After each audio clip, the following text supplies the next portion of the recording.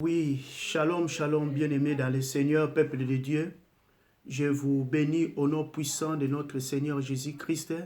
Que le Seigneur soit avec vous, le Dieu de grâce, le Dieu d'amour qui nous a permis que nous soyons là cet après-midi pour faire notre séminaire. Que sa grâce et sa paix soient avec vous tous dans le nom puissant et merveilleux de notre Seigneur Jésus.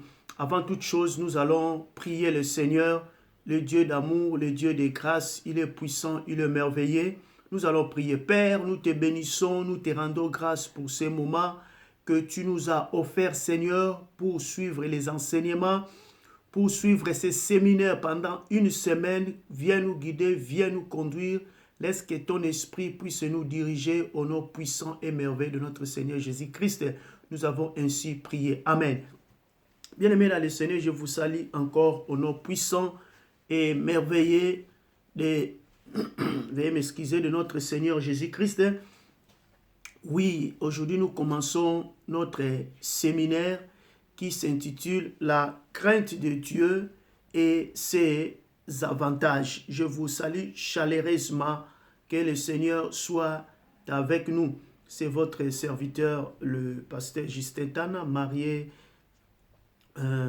père de 3 enfants. Que le Seigneur vous bénisse partout où vous êtes, au travers de ces lives que vous allez suivre, au travers de YouTube, au travers de Facebook, partout, au travers même de Instagram. Que la paix et la grâce du Seigneur vous soient accordées.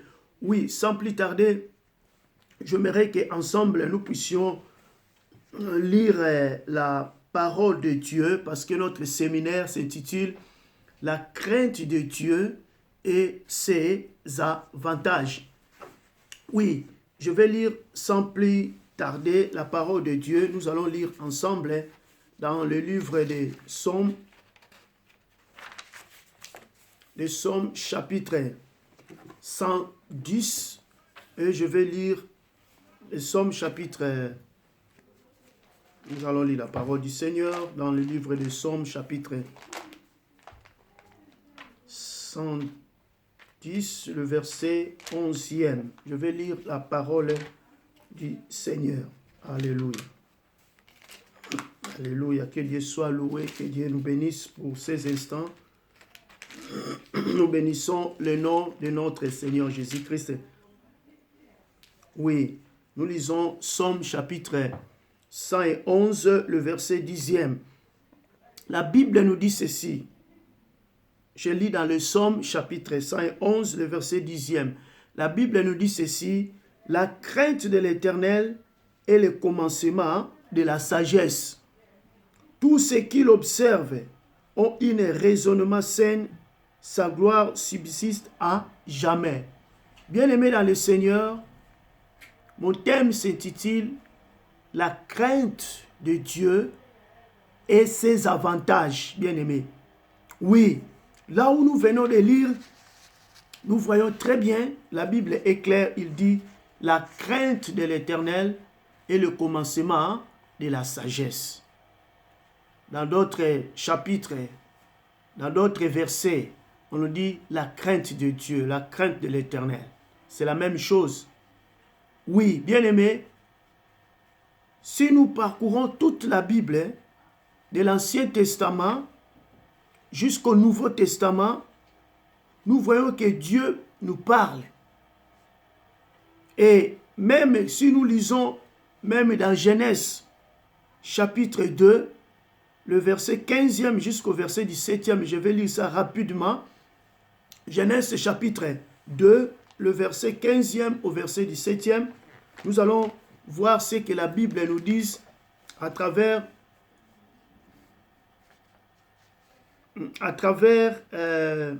Genèse chapitre 2, le verset 15 au verset 17e. Je lis la parole de Dieu. Genèse chapitre 2, le verset 15 au verset 17e. Alléluia. Que Dieu soit loué. Genèse chapitre 2, le verset 15 au verset 17. La Bible dit ceci. L'Éternel Dieu prit l'homme et le plaça dans les jardins d'Éden pour les cultiver et pour les garder. Le verset 16e, l'Éternel Dieu donna cet ordre à l'homme: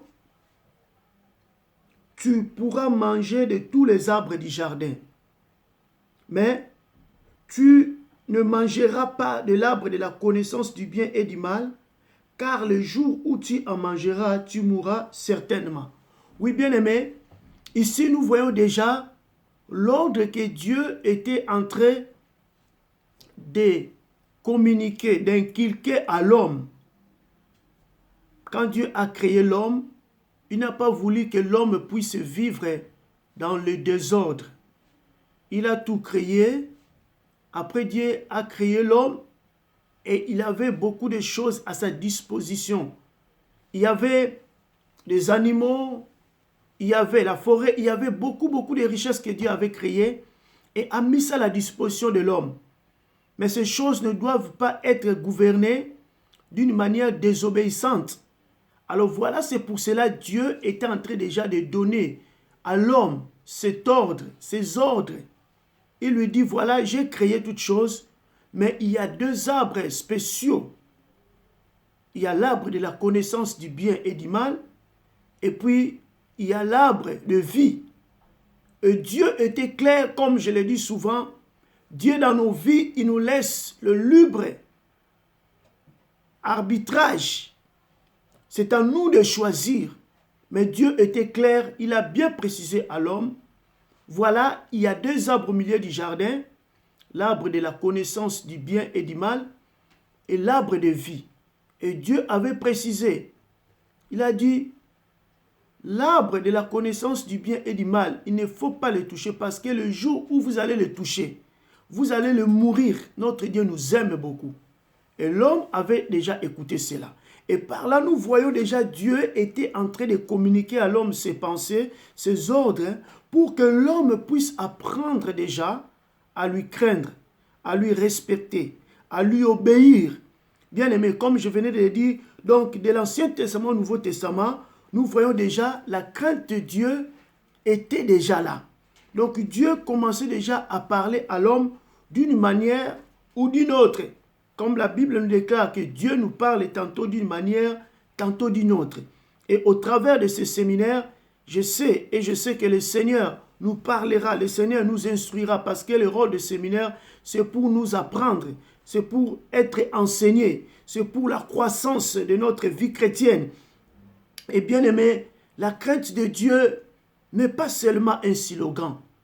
La crainte de Dieu, c'est une chose qui doit être vécue. La crainte de Dieu, ce sont des enseignements, la parole que nous devons vivre, que nous devons mettre en pratique.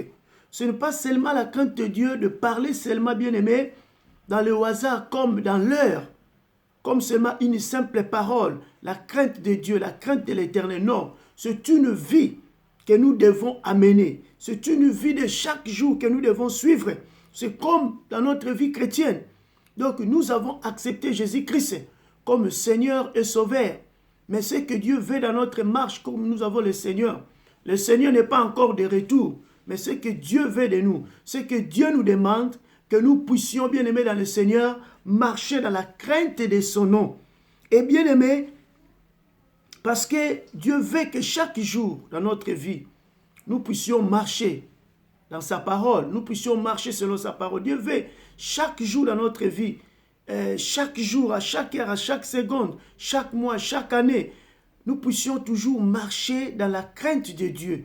Et c'est là même, bien aimé, comme je l'ai dit, nous allons le voir plus tard. La crainte de Dieu, c'est la base même de beaucoup de choses dans nos vies.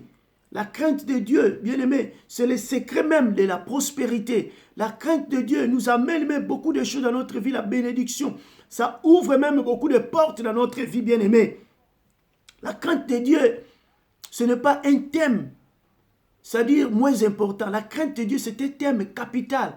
Parce que quand nous avons accepté le Seigneur, Dieu veut maintenant que nous puissions marcher, étant que ses enfants, nous puissions marcher selon sa parole. Nous puissions marcher selon ses principes. Nous avons accepté le Seigneur, ce n'est pas fini, c'est bien. Jésus-Christ n'est pas encore de retour. Mais en attendant le retour de notre Seigneur Jésus-Christ, nous avons une vie modèle que Dieu nous montre.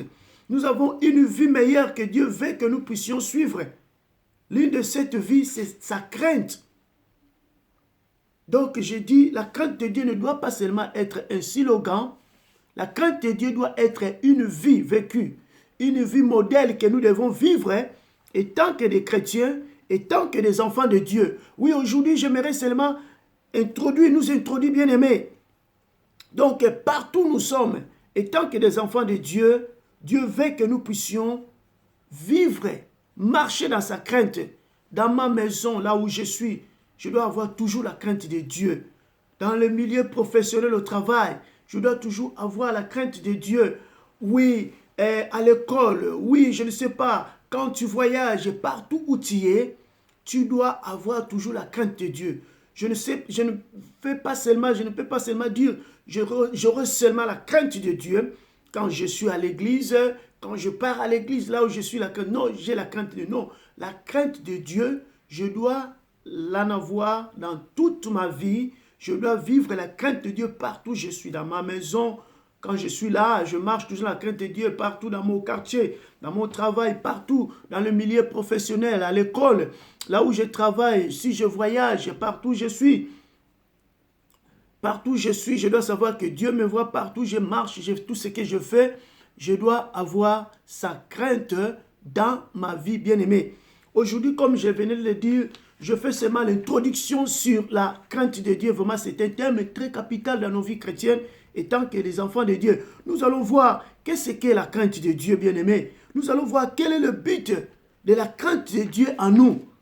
Nous allons voir aussi pourquoi, bien-aimé dans le Seigneur, les gens ne craignent point Dieu. Ne craignent point Dieu, ne craignent pas l'Éternel. Nous allons voir, étant que les enfants de Dieu, pourquoi devons-nous craindre Dieu? Pourquoi étant que pasteur? Pourquoi étant qu'enfant de Dieu? Pourquoi étant que diacre, diaconesse, je dois craindre Dieu? Pourquoi étant que créature de Dieu, je dois craindre Dieu? Tout cela, nous allons le voir par la grâce de Dieu. Et nous allons voir quels sont les signes. Le signe qui nous montre la crainte de Dieu, la crainte de l'Éternel bien-aimé. Vous savez, nous sommes même dans le foyer, dans le mariage. Quand on se marie, il y a des signes qui montrent vraiment les signes de quelqu'un qui s'est marié. Les signes d'un bon foyer. Les signes d'une bonne famille.